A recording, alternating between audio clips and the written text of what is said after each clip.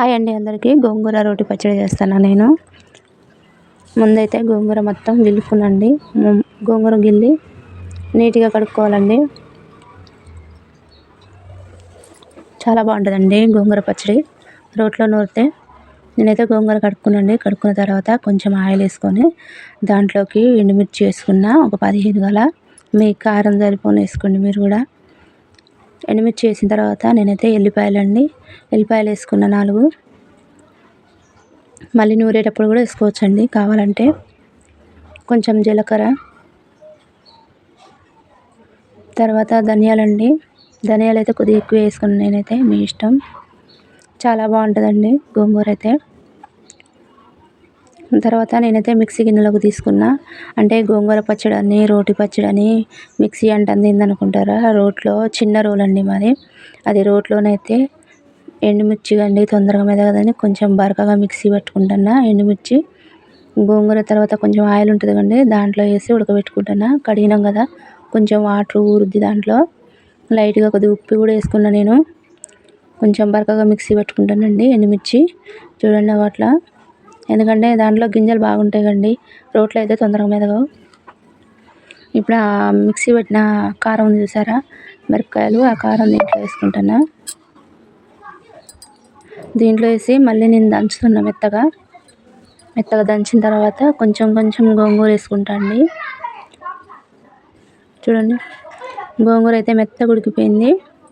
కొద్దిగా వేసి నూరుతుంటే ఆ ఎండుమిర్చి ఉంది కదండి, అది కూడా కొంచెం మెదిగిపోయింది. చాలా బాగుంటుందండి గోంగూర పచ్చడి. ఒకసారి మీరు కూడా ట్రై చేయండి.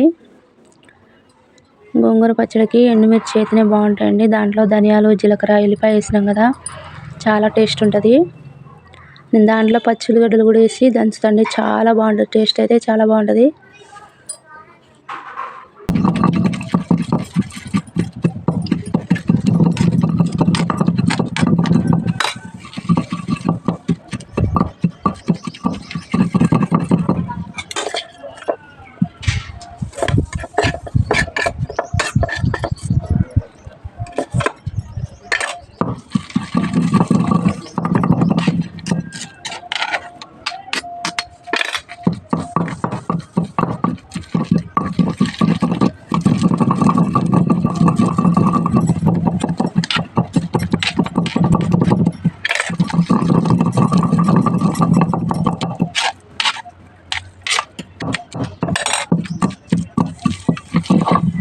ఇట్లా మెత్తగా నూరుకోవాలండి. మెత్తగా నూరిన తర్వాత ఒక 4 ఎల్లిపాయలు మళ్ళీ పచ్చివి, అప్పుడు నూనెలో వేయించుకున్నాం కదా, ఇప్పుడు ఒక 4 పచ్చివి ఎల్లిపాయలు వేసుకుందాం.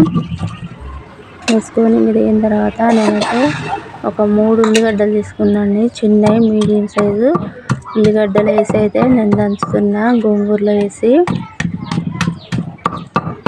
పచ్చి ఉల్లిగడ్డ కానీ గోంగూర అన్నంలో తింటుంటే కొంచెం పచ్చి తగులుతుంటే సూపర్ ఉంటుందండి టేస్ట్ అయితే.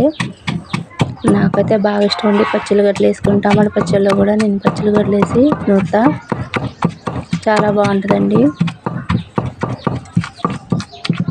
ఉల్లిగడ్డలన్నీ అట్లా వేసుకొని కొంచెం కచ్చా దంచుకోవాలండి. చూడండి, అట్లా లైట్గా దంచుకోవాలండి, మరీ మెత్తగా చేయొద్దు ఉల్లిగడ్డని.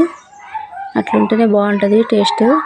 నేనైతే కొంచెం అన్నం పెట్టుకుంటానండి, అన్నంలో కలుపుకొని తింటే సూపర్ ఉంటుందండి. ఓకే అండి, మాకు సబ్స్క్రైబర్ చేయండి, లైక్ చేయండి, షేర్ చేయండి, మర్చిపోమాకండి.